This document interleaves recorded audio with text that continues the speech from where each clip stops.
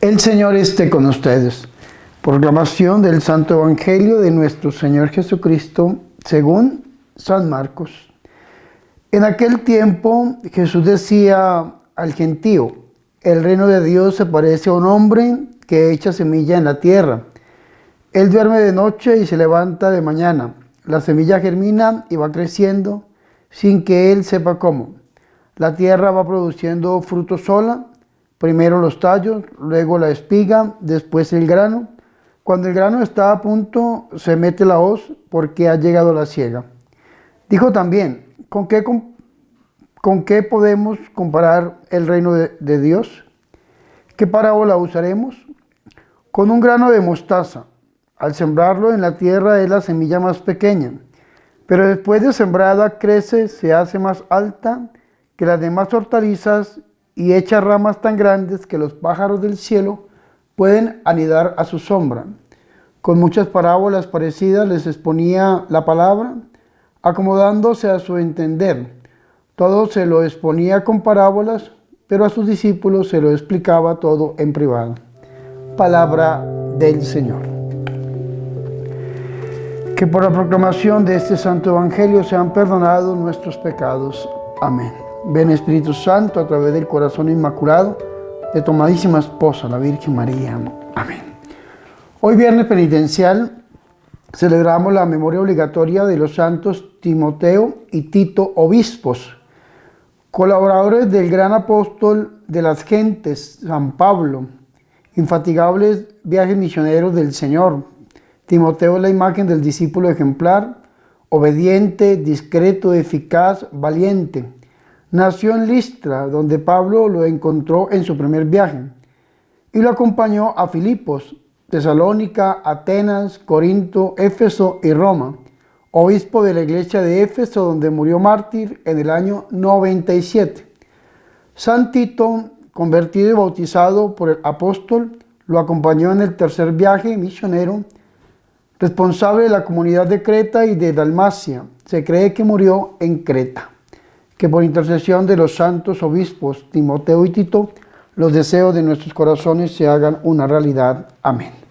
Mis hermanos, para este viernes penitencial, la liturgia de la Iglesia nos ha permitido escuchar una parte del segundo libro de Samuel, tomada del capítulo 11, versículo 1 en adelante, donde nos habla a nosotros de la segunda campaña amonita y el crimen del rey David.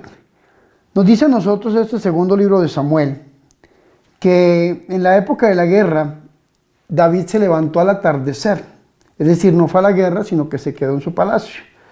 Y un atardecer se levantó David de su lecho y se paseaba por el terrado de la casa del rey cuando vio desde lo alto del terrado una mujer que se estaba bañando. Era una mujer muy hermosa, y entonces David manda a llamar a esta mujer al palacio. Se llama Betsabé, hija de Elián y mujer de Urías elitita, un general, un soldado del ejército del rey. El rey peca con esta mujer, cae en adulterio, y esta mujer, después de que llega a la casa, tal vez pasados los días, le manda una carta al rey David diciéndole que está embarazada, fruto de este pecado, de este adulterio. Entonces el rey David, por tratar de zafarse de este problema, manda a llamar de la guerra, manda a sacar a su esposo, a Urías elitita, y en dos ocasiones trata de que este hombre pues llegue a su casa, pero era un hombre fiel, un soldado fiel del rey David. Y entonces primero pues se queda durmiendo con los soldados, cuidando la puerta del rey, de su rey, y no llega a la casa de su esposa. Después el rey David, al enterarse, pues le manda a llamar y le emborracha, y este hombre, aún a pesar de este estado de embriaguez, vuelve a quedarse en la puerta cuidando a su rey. Entonces el rey David, pues al ver que no podía hacer nada, entonces el rey llama a Urías elitita y le entrega una carta sellada, una carta que va para un general llamado Joab. Y en la carta había escrito, ¿no?: pongan a Urías en primera línea, donde la lucha es más reñida, y retírense de detrás de él para que sea herido y muera. Entonces Urías lleva esta carta que contiene la pena de muerte, y así es que este hombre pues muere junto con otros soldados, otros veteranos del ejército del rey David. Y también murió Urías elitita. Vea qué interesantes esas cartas que envían, donde están los nombres de las personas que quieren acabar. Es una cosa terrible. Sin embargo, le avisan a David que ya Urías había muerto, y pues él se queda quieto, como que no hay arrepentimiento de este pecado tan grave, no solamente el adulterio, sino ya el asesinato de un hombre, y un hombre que lo quería tanto. Hasta que después ya se levanta el profeta Natán y le dice, ¿no? Es el salmo que escuchamos hoy, el salmo Miserere, del maestro del coro del salmo, dice de David, cuando el profeta Natán lo visitó, y después de haberse unido a aquel a Betsabé, entonces le dice el profeta Natán, un rey tenía muchas ovejas y un hombre tenía una. Y entonces le cuenta una historia que lo vamos viendo en el transcurso que la liturgia va avanzando. Y el mismo rey dice, pues ese hombre merece la muerte, y ese hombre eres tú, porque tú le quitaste la única oveja que tenía Urías. Y entonces el rey David, con el corazón compungido, entonces dicen algunas personas que compone este salmo, que es el Salmo 50 o 51, dependiendo de la traducción de la Biblia que se tenga, donde dice, piedad de mí, oh Dios, por tu bondad, por tu inmensa ternura, borra mi delito, lávame a fondo de mi culpa y purifícame de mi pecado. Y empieza el rey David con ese corazón compungido, arrepentido, a crear este salmo tan hermoso. Es un salmo penitencial, el Salmo Miserere Cordis, la misericordia, buscando la misericordia desde el corazón. Y vea qué bonito esto, porque el rey David es una de las máximas figuras del Antiguo Testamento, ¿no? El rey por excelencia. Sin embargo, vemos que cometió este pecado tan terrible. Y algunos dirán, ¿y qué tenemos que hacer? Pues el pecado es una realidad en el hombre. Y lo que tenemos que hacer es permitirle a Dios que toque nuestro corazón. Lo hizo a través del profeta Natán, y él fue tocado en su corazón, se arrepintió, es decir, crece la misericordia de Dios al interior de este hombre. Y es más o menos en la línea del Evangelio del día de hoy. Hoy hemos escuchado el Evangelio según San Marcos, en el capítulo 4, versículo 26 al 34, donde encontramos dos parábolas. La primera parábola es la parábola de la semilla que crece por sí sola, y la segunda parábola es la parábola del grano de mostaza.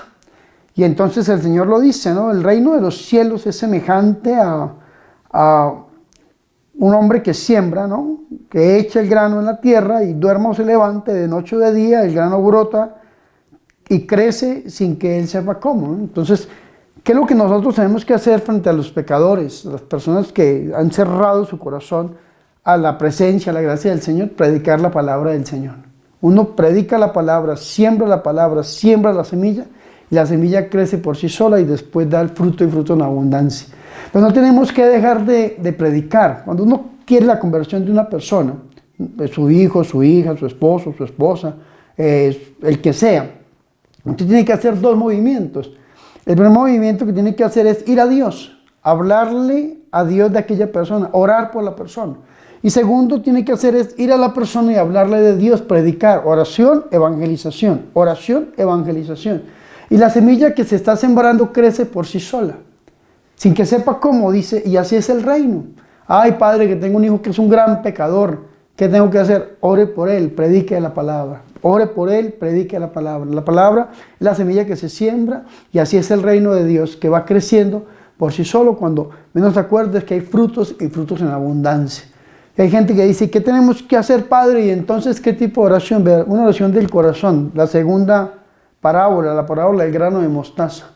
¿Con qué compararemos, dice el Señor, el reino de Dios? Es como un grano de mostaza que cuando se siembra en la tierra es la más pequeña que cualquier semilla que se siembra en la tierra. Pero una vez sembrada, crece y se hace mayor que todas las hortalizas, y echa ramas tan grandes que las aves del cielo anidan a su sombra. Entonces muchas veces nosotros conocemos pecadores tan grandes como el rey David, pero cuando se siembra la semilla tan pequeña como una oración, tan pequeña tal vez como una evangelización, como un consejo, como una predicación, va creciendo y va transformando absolutamente todo. No dejemos de predicar, no dejemos de evangelizar, no dejemos de orar. Pidámosle a Dios que a través del corazón inmaculado de la Santísima, de la Purísima Virgen María, nosotros sigamos extendiendo el reino de Dios a través de la oración y a través de la evangelización.